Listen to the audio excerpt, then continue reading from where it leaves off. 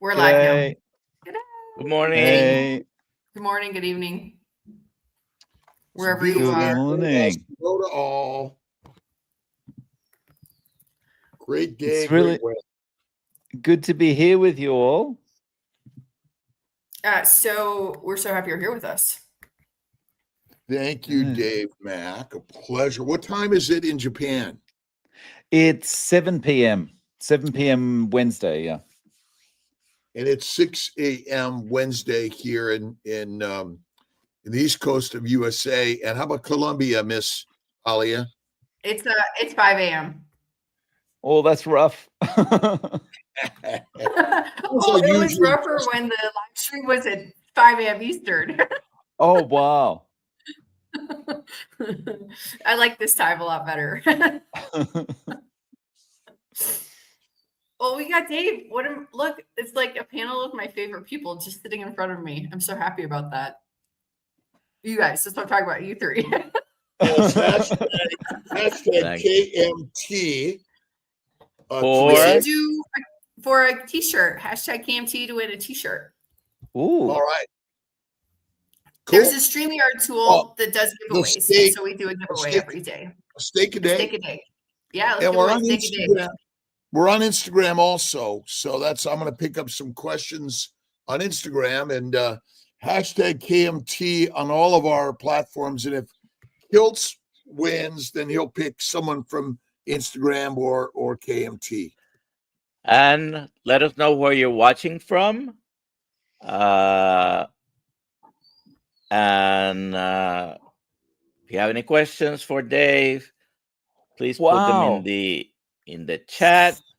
The comments are going crazy. Wow, so many comments. Yes, they go crazy for the giveaway, but they're going to be crazy this morning for Dave Mack also.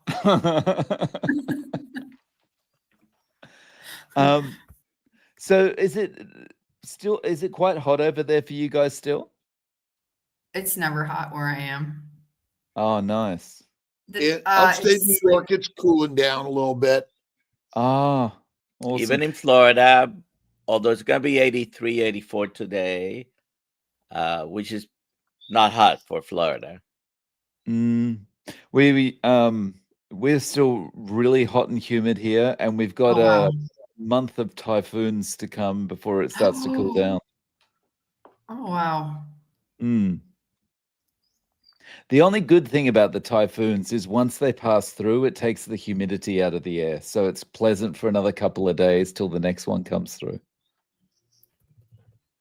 Oh, that's nice. Victoria. Hey, Jennifer. We've got near you. Jennifer Bailey, Carolina Larson, William Cook, Deanna Hill, and on KMT, and then we got a whole bunch joining us on Instagram, and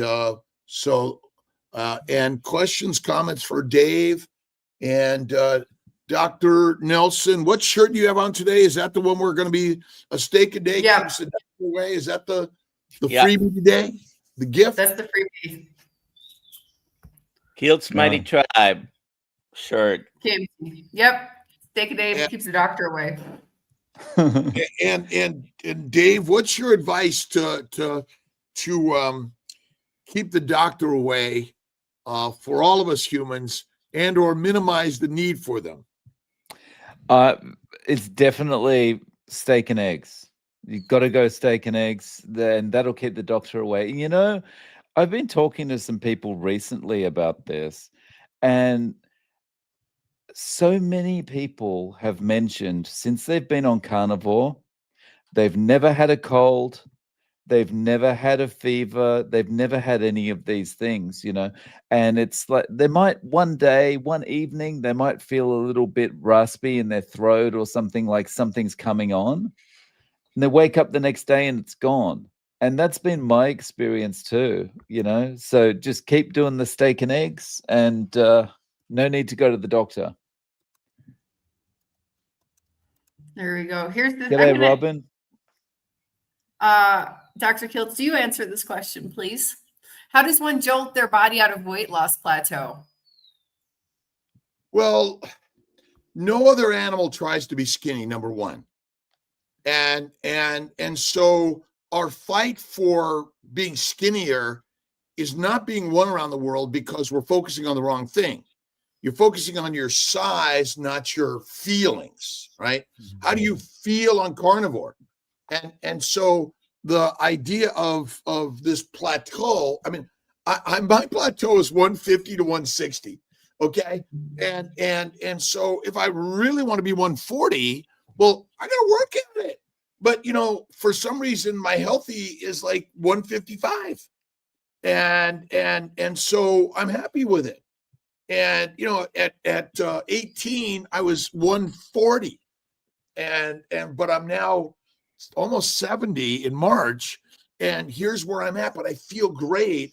So if you really want to, like leaner meat and more weights and more walking and maybe 22 days of fasting. But when I did my 15 days of fasting and lost 10 pounds, what happened the next 2 weeks? It came Put it back on again. I put it back on again.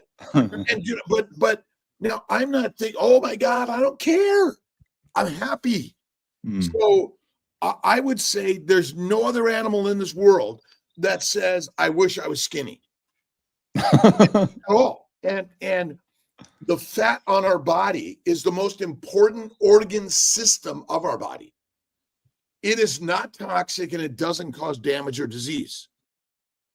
If there's a 6-month famine and you don't have at least an extra 60 pounds, well, actually more than that, an extra 100 to 200 pounds, you're in trouble.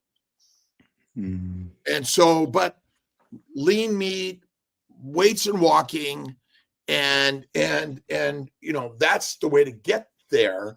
But I would say be happy where you're at. What do you say, Dave? I just to add to what you said about, when you did the fast and then the weight came back on, I think we should just leave it alone. Our body knows where it's meant to be. And like you say, no other animal worries about this. Although I have my suspicions about flamingos. Those legs are really thin. I think they've got an eating disorder. But apart from the flamingos, no other animal worries about it. So I think we should do the same. Just continue on with our lives the way we are, because if you go the lean meats and you cut out the dairy and all these things in order to just break this plateau, the likelihood is you go back to the same kind of mode you're in when you're calorie restricting on a regular diet. And it's like it's becoming work. And as soon as you stop it, like when you stop the fast, the weight slowly comes back on. Yeah. Again, it's sort of ever since we went low fat and we told everyone, here's the optimum BMI, the majority of people are not the optimum BMI. And so maybe we just stop thinking about it and enjoy the beautiful body you're in. And again, we're exercise.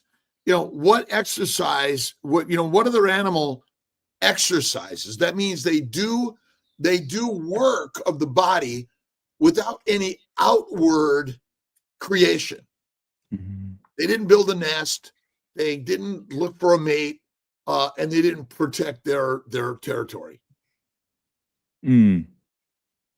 Yeah, we just we've already spent our lives working so hard, doing all the wrong things to try and maintain our health and weight. I think now that we've actually found the proper way to eat, we should just kind of stick with that and enjoy ourselves, because we've definitely earned it. Here's a question from Dorothy Dohan on Instagram. Any tips for heart palpitations on carnivore? Been doing 80 to 90% for a year, taking electrolytes and still getting them. Quit coffee. Dave? Yeah, I would say coffee might be the culprit.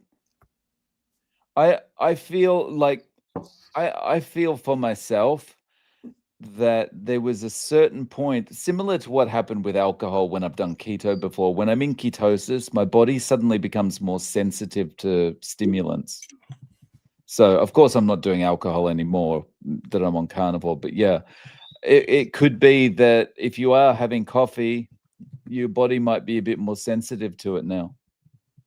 But I would also get it checked, because 80 to 9% you may still have some inflammation, which cause electroconductive damage, inflammation that can cause that. So I would get checked. And I have family history of heart disease, and so I get checked either way, because carnivore doesn't mean you're not going to get a sickness and disease and die someday.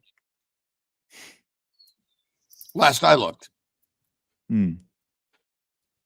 But yeah, get that checked. And she says she doesn't use coffee anymore. But again, the damage could have been done, needs to be checked, and go 100% carnivore. Sleep. Oh yeah, sleep's a big one too.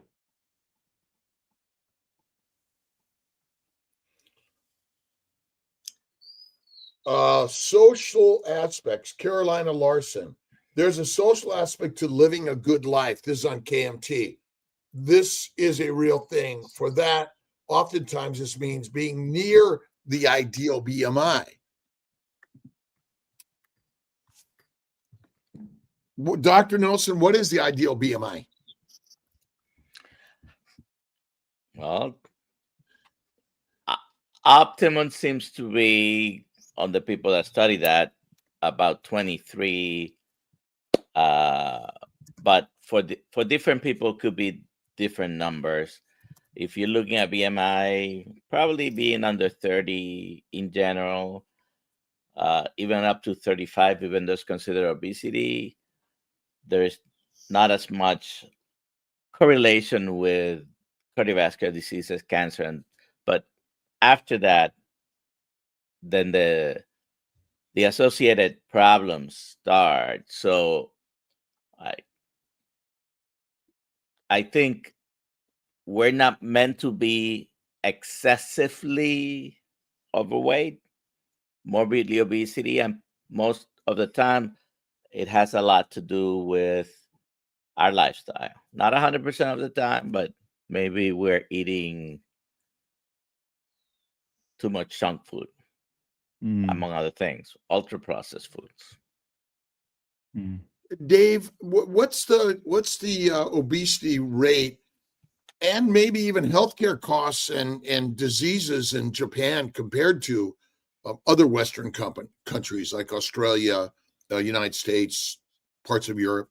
I think obesity is only something like 4% here, if I'm not mistaken. But it's definitely getting worse. You can see that when you look at like children these days. They're eating more junk and they're putting on more weight. The healthcare system's pretty good here, because everyone has to have healthcare insurance. And basically what happens is you pay a certain amount for your health insurance every month. And when you have to go to hospital or you have to go and visit the doctor, it's 75% of the bill is covered. Regardless, there's no like, oh, hang on, is this a pre-existing condition or anything like that? They just cover 75% of it. And yeah, so healthcare and all that kind of thing kind of works pretty well here.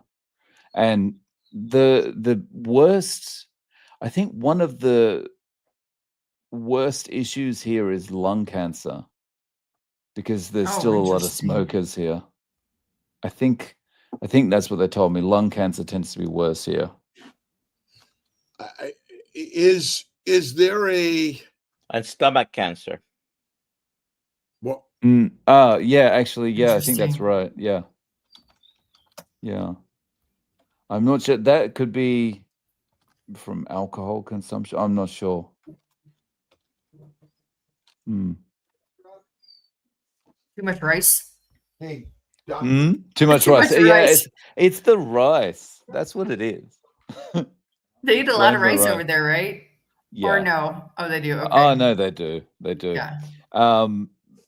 Pretty much, you have a bowl of rice with every meal here.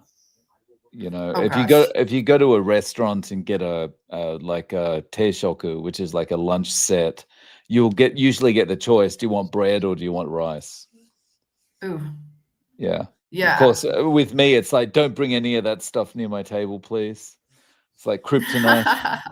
It's like kryptonite. No, I mean, Dr. Nelson can also attest to this, but I live in a Latino country. Rice is a part of everything. Yes. Yes. Rice is a part of life. It's it's a cultural thing, right? Yeah. Yeah. And it tastes. See, the problem with many foods that we recommend you avoid is not that they are bad tasting. You know, they might be bad for you individually, but hey. Yeah, exactly. So we got a ton of questions. Let's start getting through some of these. Sandra Hardeen. Do you fast, Dave? I'm 60 years old and 60 hours into my 72-hour water fast. Oh, nice work. I do fast sometimes. You know, I've done 48-hour, 72-hour fasts from time to time, but not much.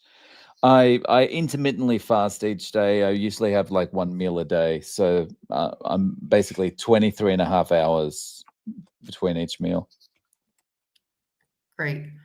This is a very important question, and I'm not sure why it's being asked, but where are you? Oh, like, where are you? I know why it's being asked. I thought they couldn't see you on the screen. So I'm in Japan. I'm in Osaka, Japan. So if you know Kyoto, it's about 40 minutes away on train from there. And yeah, it's in the west. So is that in the middle of nowhere in Japan, or No, is that a big city? Osaka is the second biggest city. Oh, okay. Yeah. So it's so big because Osaka has so many surrounding cities, and most of the people that live in those cities commute to Osaka for work as well. Great. So Okay. yeah, it's a We'll good take city to another- visit. Lots of meat Osaka. here. Yeah, lots of Oh. meat. I'll have to visit. Monzolino on Instagram. Blood results back. Dr. Shah, cholesterol being 240, prescribed statins. Is high cholesterol bad for us? I'm not a doctor, but my answer to that would be high cholesterol is not bad. Your brain's made out of predominantly made out of cholesterol, and my feeling after more than 3 years on carnivore is cholesterol is almost like this shield. It's like this superhero shield kind of thing where you don't get sick you don't seem to get sick, you know? Like there's people around you coughing, spluttering, sneezing, blowing the nose and stuff, and you can just kind of walk through there as if you're wearing armor because you've got high cholesterol. But I'm not a doctor, so I could be making that up. Well, have doctors improved our health or disabled our health in general if we look at the standard medical world around the globe? Well, you would have to say that they have inadvertently made our health worse, I would think. I agree with you, and that's been our biggest problem, and we're working to support a system that's failed us, and maybe we just got to blow it up completely. My advice is, why don't we teach everyone to be their own medical provider? Why don't we provide a proper medical teaching around the globe for everyone, that you don't have to be somehow special to be accepted to medical school? It really is universal healthcare. Means universal knowledge of the human body and the proper human diet. That was really what we're sharing. Yeah. Go ahead, Dave. Sorry, I was just going to add that, you talked about the animal kingdom before. And it's like all the animals out there, they're just walking around doing their thing, eating whatever they should be eating, and they're feeling good. They're going about with their lives. They're not thinking, "Oh, I've got hip problems," and all. They're not any of this stuff. It's only us, because we're eating this manufactured food and we're taking advice from people that, they're working in a paradigm where it's more about money than it is about getting people healthy. I mean, that we care whether or not you're a Fortune 500 company, you're successful monetarily, and that's our glitter and glitch. And that's kind of been our focus. And Emily comments about miscarriages and asks whether or not carnivore would be good. What are your thoughts, Dave? Well, I've interviewed a few people on my channel who have had success with pregnancies being on carnivore at the time, but I mean, I'm not outside of that. I'm not sure. Well, the cause of most disease is inflammation. Seems to be secondary to the practitioner physician recommended diet, which is fruit, fiber, vegetables, seeds, nuts, lean meat, and alcohol. They recommend alcohol.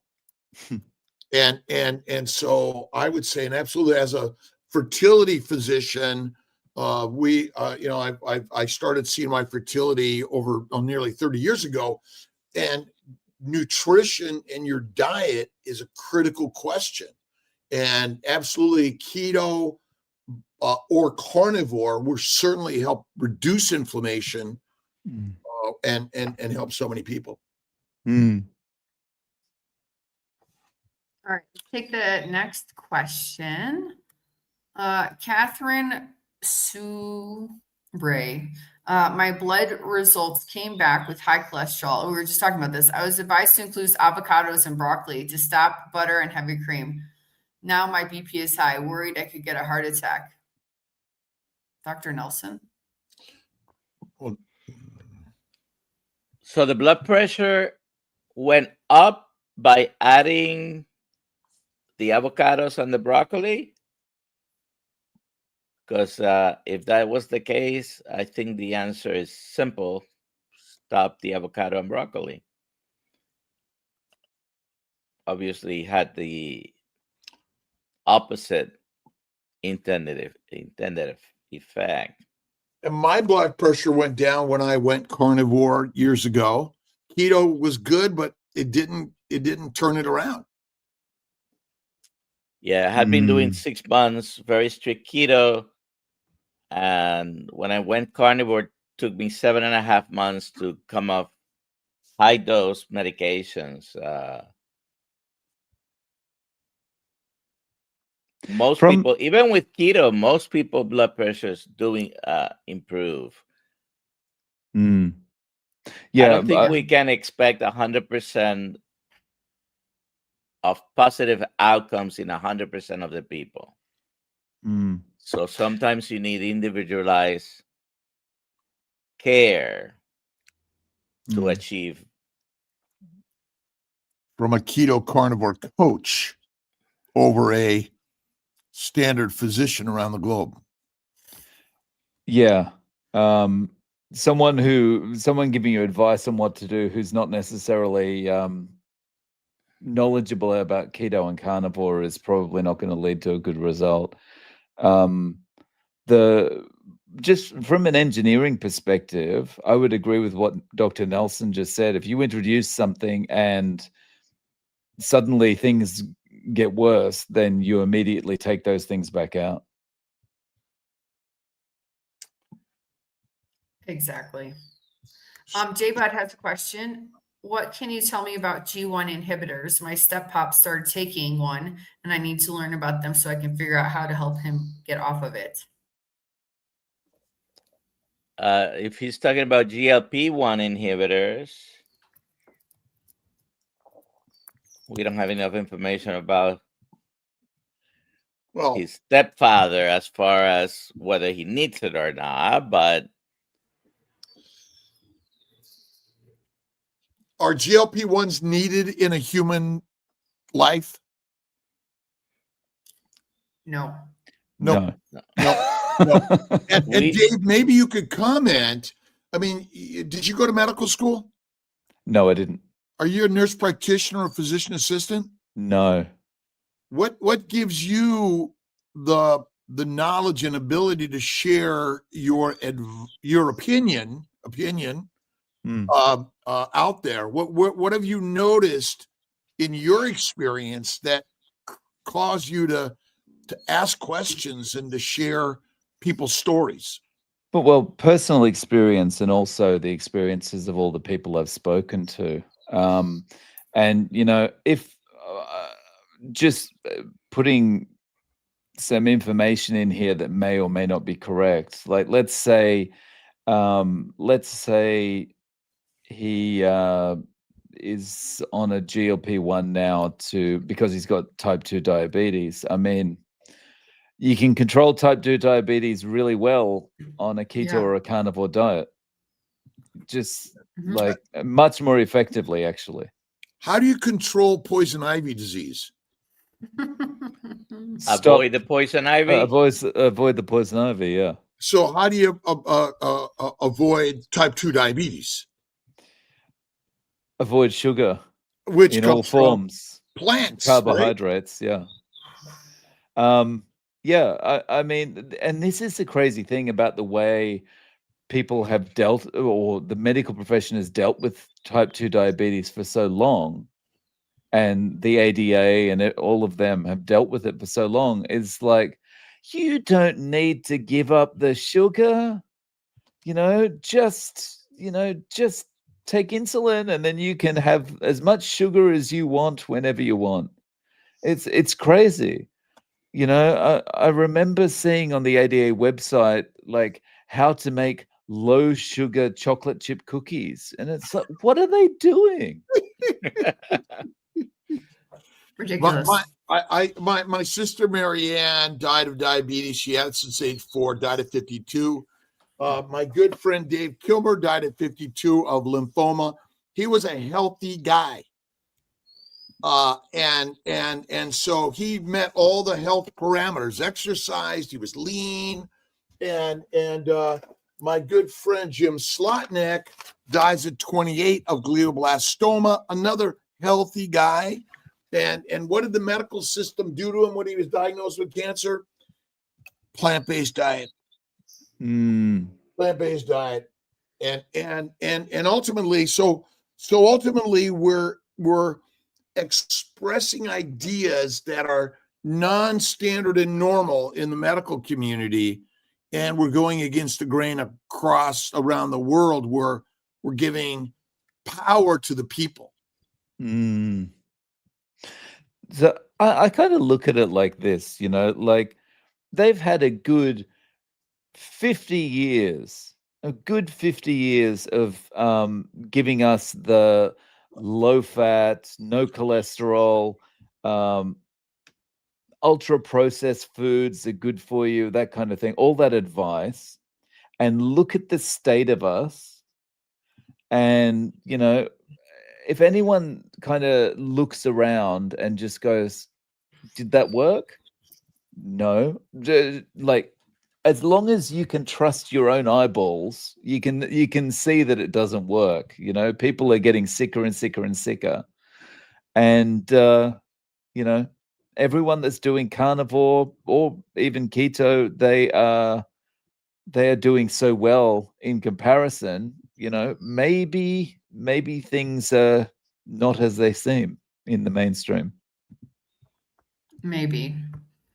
How do you domesticate a lion and wolf? Feed them their atypical diet. Plants, which make them dogs and cats. How do you domesticate a human gladiator that was a hunter on his own? Much, right? Just given the plants, and yeah. I think it's also interesting, when you look at animals and you say, well, animals don't get sick like us, and people say, well, dogs and cats get sick. And it's like, yeah, because they're eating the same garbage that we do. You know, we're Right. giving them the treats and stuff, the ultra processed treats. That's right. And if you look at Pottinger's cats, the cats that were fed cooked meat and pasteurized milk got sick. So you wonder Wow. about our cooked food, cooked meat, and pasteurized milk products. Could those be the cause of so much of our allergies? And it is cancer an allergic reaction potentially? Interesting. Yeah.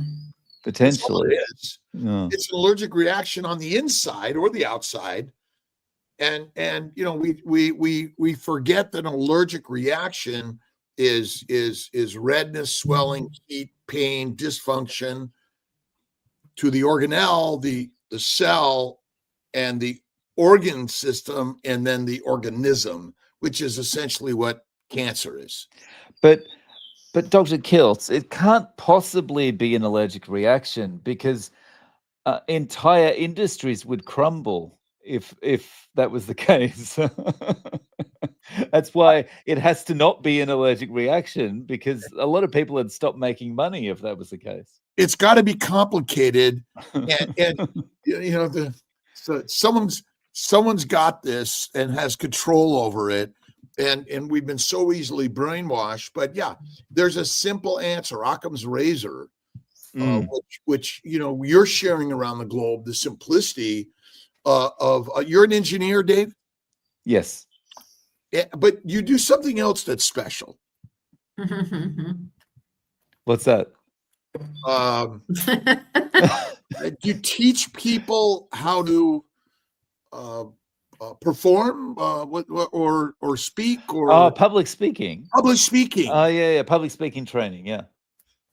And I need to get my public speaking training for sure. And you know, there's a big thing right now of beta blockers. Right. People are taking beta blockers for performance anxiety. Oh, right. What's your thoughts on that? Sharpshooters have been using beta blockers for a very long time. A very long time. So beta blockers are like some sort of psychiatric medication? No, it slows the heart rate. It slows the heart rate. Because what happens, like epinephrine and cortisol go up and the heart rate goes up and you're sweating but a beta blocker slows the heart rate. So then you can be on stage without being nervous is the idea. It's another drug direction instead of a deity direction. Yeah. So you know the problem with this? It's exactly the same problem as most of the other medications out there, or most of the other reasons that you would use a medication out there. It's just a Band-Aid, and it's not addressing the actual problem. So even though you get some kind of symptom relief, like Dr. Kiltz was indicating there, all the crap that's going on in your head is still there. You're still thinking, what are they going to think of me? What they're going to laugh at me if I say the wrong thing. If I trip over, what's going to happen? That's all still going on. So you haven't solved the problem. Our fear, our mental fear, is greater than our true outward. Who cares? They're already just thinking about something else anyway, right? Right. And so everyone makes, you know, I'm probably going to take this off topic now, but like everyone thinks with public speaking, oh, this is so hard. I can't forget any of the words I'm going to say. Otherwise I'll look stupid, all that kind of thing. And what people don't realize is actually no one wants to see someone standing on a stage struggling to remember word perfect everything they wanted to say in a talk. They want you to talk to them like you would if you met them in the shopping mall and you were just having a conversation with them, right? That's how people want, and like if people could kind of get that into their heads, they would get over all the anxiety straight away because you're just talking to friends. there's a comment here. I know, I just saw it. I'm pulling it up right now. Yeah, Dean McQuillan, Dr. Kiltz, I love most things you say, but a cat's species-specific food, species-appropriate food is raw meat, where we can't assume that's the same for humans. What do you say about raw meat, Dr. Kiltz, for humans? well, I guess, Dave, this is a good question. 50, 100,000 years ago, you killed an animal and you waited for the cook? Probably not. No. I mean, why would we be any different than the other animal until we discovered the value of fire? But again, is your kill best in a fire, waiting for it to be done, or in your stomach? So just the way you describe it there, I would think it would seem normal to eat the raw food based on, historical reasons, but maybe the way we've been eating in the interim has made our stomach acid lower than it should be, in a way, so that we don't cope with the raw food as well at the start when we first try it. I don't know. Well, acidic environment. A highly acidic, low pH is the optimal environment to take down your fatty meat and make it into your bloodstream and then into your cells. And so, why would we think that cooking would be optimal when there's no other organism that cooks their food? Correct. And I will say, I've eaten raw with Dr. Kiltz, and I've eaten raw as an experiment, and it doesn't give me any bad reactions. But tell you what, if I eat a raw salad, there you go. We're off to the races. But I think that's good because ultimately, again, well, you got to cook your food. Although, when was the last time a ribeye steak was recalled for parasitic contamination? Right. And by the way, when we use the word parasite, well, okay, bacteria, yeast, viruses, and other microbial organisms are potentials in all. Right. So, Dr. Kiltz, what percentage of your meats are you eating raw? I mostly do raw to black and blue. So the majority of my meat is cold raw. The outer is often a little bit black and blue, a little bit. I like the crust, but I'll quite often just cut the steak and eat it that way. And I think we tolerate it better. And the same, what happens to the fat when you cook meat? It renders, and it's usually gone, because if you cook it over an open fire, all the fat is gone. It drips down. Yeah. You got it. And so rendered fat, because think about it, if you took all the wood that you were going to build your house with and made charcoal out of it, burnt it, and then you built your house, would it be as strong and last as long?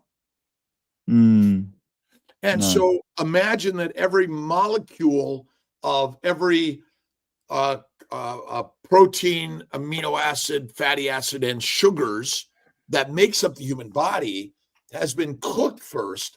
Could they damage the molecular structure that makes them not as healthy or valuable for us? Just like a cat's cooked meat is not as good as a cat's raw meat. On Monday, we actually have a girl coming. She's from Italy, and she's been eating raw meat for 15 years. Wow. So she's on our live stream Monday morning. And I've been eating raw meat for nearly almost 70 years. I mean, I know as a kid, my dad would feed us raw beef all the time. Really? Yes. Wow. Now, that wasn't our main meal, but I've always wanted to try raw, and I still haven't done it yet. But ever since I realized that the the rendered fat that comes off ground beef can have you in the bathroom for a while. I was always like, well, that's probably because of, you know, the fact it's been at a high heat, it's hot, it's fatty, blah blah blah. So yeah, I've still got to try it. Well, think about it. Sashimi or yeah, sashimi is just raw fish. And I mean, actually, I have eaten raw beef if you included horse. I've tried horse sashimi before. Oh, wow. Yeah. which That was a bit chewy. but essentially, when we hunted and killed the animal, we cut and shared and dried and all these things. There was no other preparation. Maybe salted it and made pemmican out of it. But what part of the animal did we throw away? Yeah. I don't think any of it. Yeah. We used all of it, and so we're very like, ooh, but that's because we've allowed ourselves to be trained into that mindset, though, right?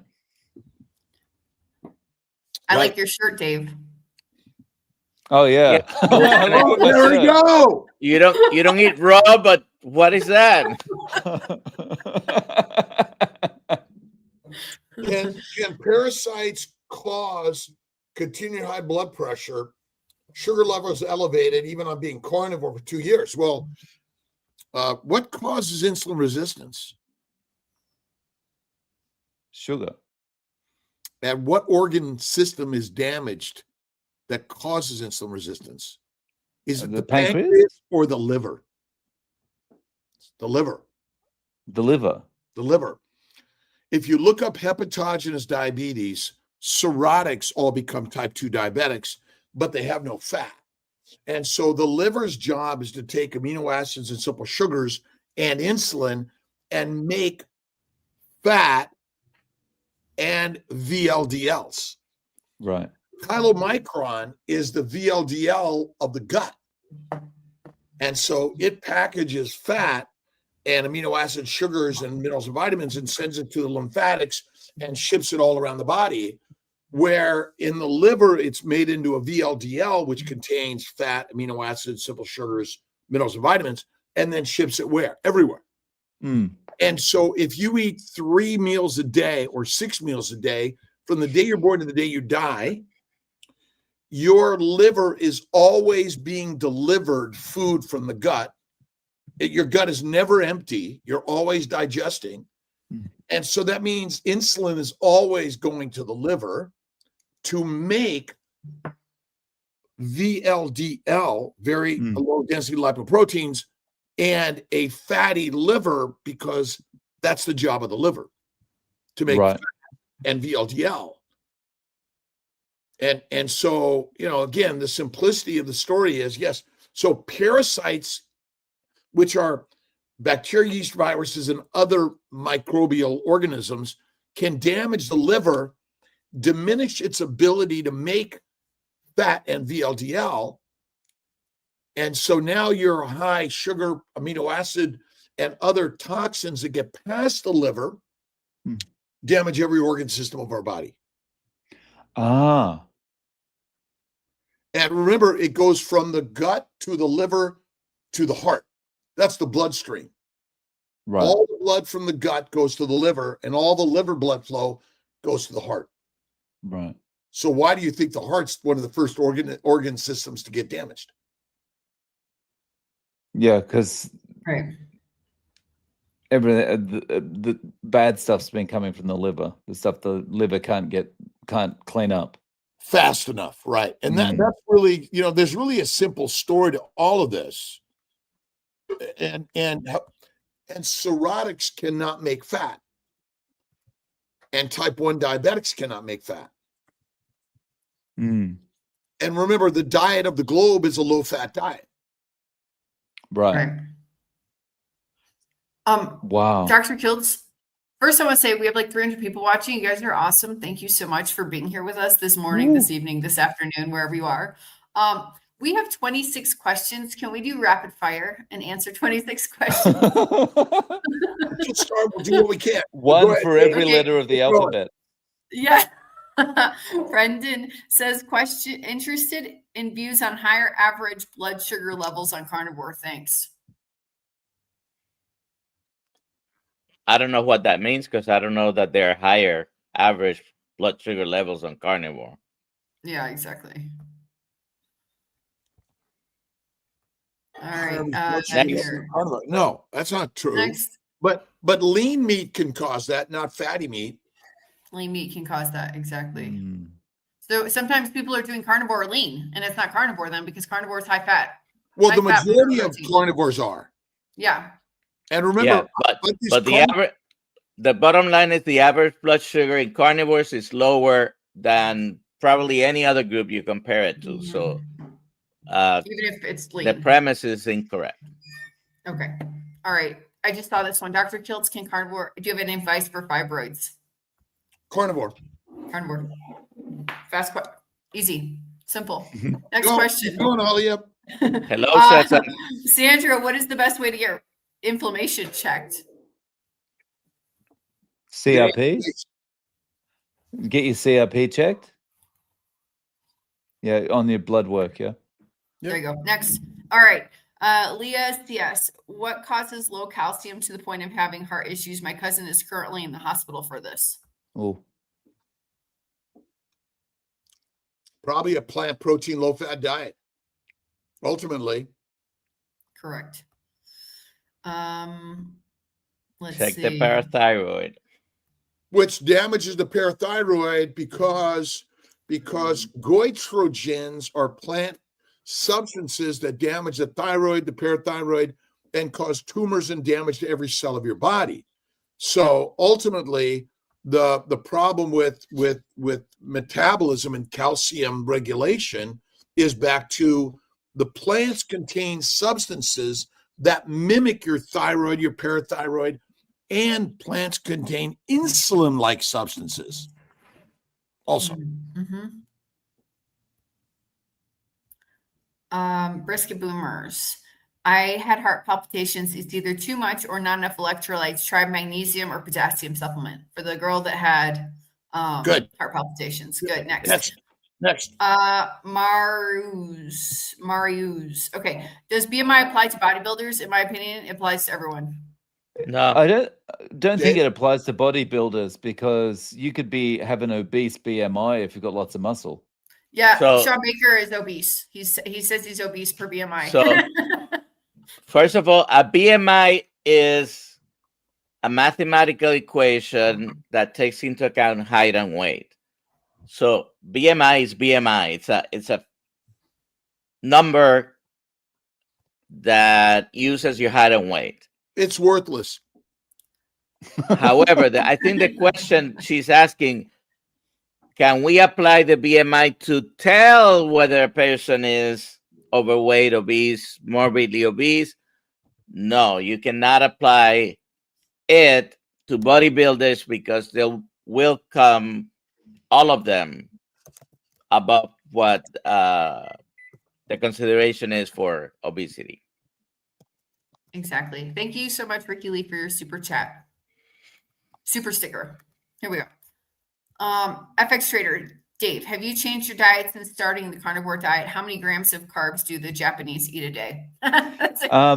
I've only changed my diet insofar as I've stopped with the ground beef and I'm eating sliced steak instead. How many grams of carbs do the Japanese eat in a day? A lot. 200, 300, 400? Yeah, a lot. Okay, King Neptune. Can OMAD be a safe lifelong practice? 3 years. Amazing. Next question. Lisa, hello. I'm 120 days in and can't seem to take in much fat or I have diarrhea. I thought it was better. It came roaring back. I'm taking bile acid, but it doesn't help. Any advice? Something that helped me, I would avoid avoid drinking anything half an hour before you eat, and avoid drinking anything half an hour after you eat, and don't drink coffee for probably at least an hour on both sides. Yeah, just the stomach acid, but also to avoid kind of the coffee's going to make you want to go to the bathroom even Yeah, more. well, coffee is a laxative for many people. It has that effect. It's a diuretic. It's plant-based. I just had a cup, by the way. But Don't ask what I'm drinking. Okay, this is for Dave. When you think of heart attack, who comes to mind? From Rick. Rick, you do the heart attack diet. The heart attack Yeah. diet. Jade's corner. Is there anything else that could be causing occasional leg cramps at night? I take magnesium and potassium and plenty of red mint salt every day. too much hydration, too little hydration, activity levels. I would try this as well. Get some magnesium spray and actually spray it directly on the muscles. You get cramps with maybe half an hour before you go to bed. Great. I have it on my night table. Let's see here. Dave, have you interviewed anyone who had issues with feeling like glucose spiked with too much protein? I eat the fatty meat, but in order to get enough fat, I consume too much protein. This rings a bell. Someone has spoken about this recently, and it was one of those situations where I think it was she was eating just too much lean meat.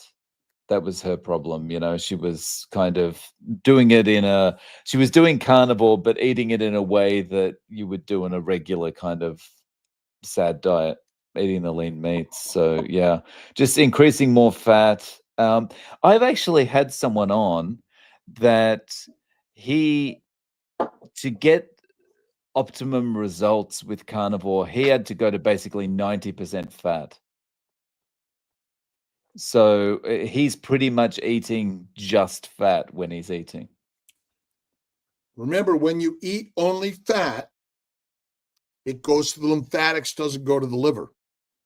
Insulin's not required, or very, very, very small amounts, because in adipose tissue, there's small amounts of protein and small amounts of sugars, because every cell of every organism contains the glycocalyx, the glycolipoproteins, which are all in every cell of every organism. So when you eat an animal, you are eating sugars. Okay, so here we go. Bacon Girl wants to say, hi, Dave. I love your show. I'm 2 years migraine free today. Congratulations. That's awesome. Good job. That's awesome. We got 7 minutes. Okay, let's go. Michael Keep Smith, going, more of a keep going. statement. 9 months Keep carnivore, going, I Alia. not needed insulin, 3 months, and now feeling great. Yay. That's awesome, Michael. Congratulations. Yeah. Cookie Carter. I don't think she actually means 250 calories. Does it 250 calories or more okay for a boy of 14 years old? Keto, thank you. And thank you for the wonderful work. 250 calories is like 3 eggs or something. It's not that's enough food. that's not much. That's not enough food.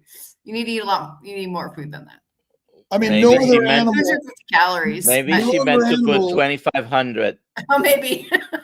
No other animal measures anything. They just eat a species-specific diet, and that's it. Lions Right. hunt and eat and nap. And again, what other animal asks its buddy, to get your macros? What cookbook are you looking at? Or did you see Dave Mack last week? Or Kiltz? John Beatty Art says at Robert Kiltz MD, love your energy. Love, energy, knowledge. Love you, bro. Love There you, go. bro. Love everyone. Go check out John Beatty's Instagram. He's got some amazing artwork over there. Okay. I listened to Chris Kenobi. Kenobi. Okay, Kenobi. yesterday, and he pretty much proved that type 2 diabetes is caused by seed oils. That's interesting. Yeah, I saw him do a talk at Low Carb Down Under, and it was pretty. The graphs he showed was pretty striking. That it correlates with seed oils being an issue. That's interesting. Plants. It's plants. Plant plant. oil. Plants are poisonous, and their oils are poisonous for us because they contain phytochemicals and antigens. Because when olive oil, how do you make olive oil? You crush the whole fruit, and it's basically a plant oil. Yeah. And I would say plants are the cause, whether it's the oil or other products of the plant, it's still the plant. Right. Exactly. All right, what do we got here? He wanted to know just wanted to if say- Dave got the email. Dave, did you get Thomas Pruitt's email? I think I have. I'm sorry. I've had kind of a day where I didn't really get through emails today. But I've got about 10 sitting there I've got to get back to.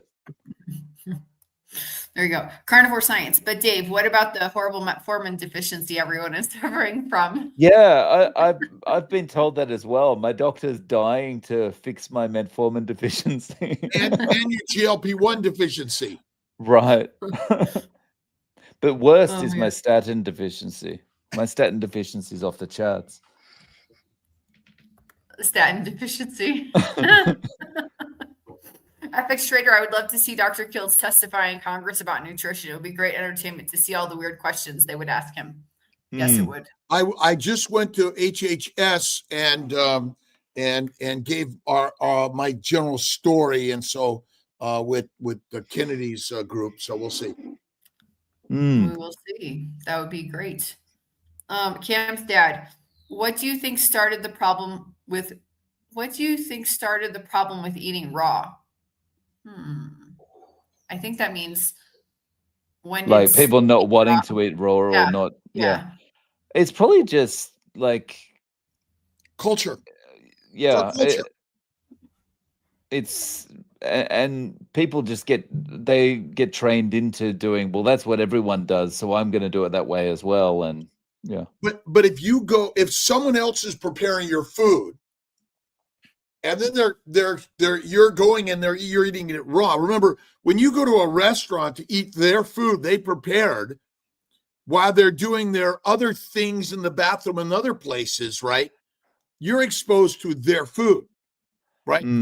They're microorganisms. And that's where the raw problem is. But what's the number one product from the food industry that's recalled? Is it ribeye steak or is it salad? It's It's salad. Yeah. Which Yeah. I call nature's toilet paper. You can never wash it off. Ever. That's awesome. Nature's toilet paper. I love it. Yeah. Oh gosh. Setsuko says that it's safe to eat raw ground pork, or would you recommend ground beef? I would say Again, beef. if it's properly raised, I mean, you're fine. But remember, I'm not giving you advice what you should do. You gotta experiment. This is your life, not mine. You have to experiment for yourself. But I would say that, I mean, I eat raw bacon. Oh, I'm wow. fine. And Well, do you bacon get is not exactly raw, though. Oh, I eat raw pork belly. Raw pork belly. And With do you- bacon is this, right? Yeah, but bacon has been It processed. It can be smoked or cured, but not all of it. Do you get yours from like a trusted source, or are you just getting the old thing from Costco? I mean, how can you trust? I mean, I don't, unless you go to the farmer, the rancher. But I'll get it from Costco or the local Whole Foods or whatever it is. But quite commonly, I'm getting it from 3C Japa, Our Ancestors Foods, Bighorn Snake Mountain, River? Big Hound Morton, and Snake River. Those are my sort of favorites out there, and there are many out there. But again, it's are they inspected? And again, it's how the plants that come from the field, right? Mm. Think about all the organisms that are peeing and pissing and pooping all over those plants, right? And then the rainfall, and then the irrigation, which is just like all over that stuff, right? Oh man. I always thought you meant it was nature's toilet paper because I can't eat a salad without having it show up in my toilet. Like complete. You'll never see meat in the toilet. in the toilet. That's right. Dr. Kiltz, I gotta check. I don't know. We still got a bunch of questions, but we're an hour in. Do you have a few more minutes? A few more minutes. Let's go a couple more minutes. Dave, what's your time frame? You got a few more minutes? Yeah, I'm okay. Okay, good. Carnivorous. Is it safer to eat raw beef at the kill than eating it raw after it sat on a shelf for a week or so? How would you know if beef should be cooked? Well, nose test. Yes, nose test. That's correct. I mean, putrefaction is fermentation. So if it smells bad, don't touch it. But think about all the dry aged meat that we've been producing for thousands of years, right? You killed it, you cut it, you dried it in the air. And in some places around the globe, you go to open markets where the animal's been hanging for a few days. But right. I would say fresh is probably best, but good. The next several questions were the same. So you keep going. Toys from T-Bear. Since you guys fast a lot, what do you think about the idea of our natural state is to be fasted or not eating, and that plant-based eating turns this on its head? I think that's probably pretty accurate because we wouldn't, like, ancestrally, we wouldn't have had access to food as often as we do now. We eat once and then maybe go for the rest of the day, or maybe 2 days without eating something. Yeah. Right. And with plants, you're starving all the time. You're just hungry. You keep wanting to eat. Well, think about a grazing animal versus a hunting animal. Yeah. The hunters miss quite often, but the grazers get the grass all the time. The cows are always eating. Every time I see a cow, it's eating. Dan Taylor, high cortisol and poor sleep on carnivore. Any tips? Some carbs seem to help. Magnesium. And cut out the coffee. And if you can't sleep, get up and do something. Also, this idea of all this sleep, and what other animal? I mean, walk around in a lion's den at 2 a.m. and see what they're doing. probably eating you if you're walking around. Yes, and they're going, "Oh, I can't sleep. Would you be quiet?" Had a hard night last night. Leave me alone. Yes, we worry about so much shit. If you can't sleep, get up and do something. And take naps during the day. There you go. Okay, you like got lions do. Oh gosh, Dave, I got my A1C from 8.9 when you entered me down to 6.2. Congratulations, that's awesome. I think we're down to 2 questions. We're down to 2. How can you optimize carnivore diet to improve cervical spine tension and I can't read this. Mandibular disorder. Temporomandibular disorder. Yeah. How do you optimize carnivore diet for that? If you're on a carnivore diet, you're already doing it. Fatty meat. Yeah. Salt, water. And listen to Dave Mack. The smoothest voice on the internet. Rob Lovegreen, last question. Will eating OMAD and less calories in general slow my metabolism and stall weight loss? I think we already answered something similar. I would say don't worry about calories. Calories are totally relevant when you're on a carnivore diet. I mean, they're irrelevant anyway because it's meaningless. But just eat OMAD and you'll find that you will eat more in that one meal so that your metabolism will be okay. Exactly. Our problem is not metabolism, it's inflammation. And that's really it. And we're damaging our gut, our liver, our heart, and then every other system of our body through a plant protein, low animal fat diet and 3 to 6 meals a day. 1 meal or less is my recommended. But again, if you want to be skinny, move more, eat less, and stop measuring calories, like Dave says. And lift heavy things. Yeah, I mean, were we lifting rocks out there? I mean, we weren't lifting boulders unless we were sort of like slaves, right? They want us to build That's a true. pyramid, right? That's right. I don't know, just can't. I just want to say congratulations, Chris Ovard. Please email me, alia@drkiltz.com with your address, phone number, and shirt size, and I will send you your shirt. Congratulations. Take a day, keeps the doctor away. Awesome. Yay. This was fun. It went by really fast. Yeah, We love it was you, Mac. awesome. Cheers. Thank you for having me on, guys. That was awesome. Yeah, it Well, was awesome. Thank you for being here. You'll be at Hack Your Health Unfortunately, probably not. meat stock next year. Meat stock next year. Yeah. Good. All right. Excellent. All right. Well, I'm going to see you gonna there. and then I'll be in Australia next year. I think September. September, yeah, in September. Like in awesome. Sydney or something. I think you're in Sydney. All right, everybody. Goodbye. Thank you so much. See you tomorrow. And you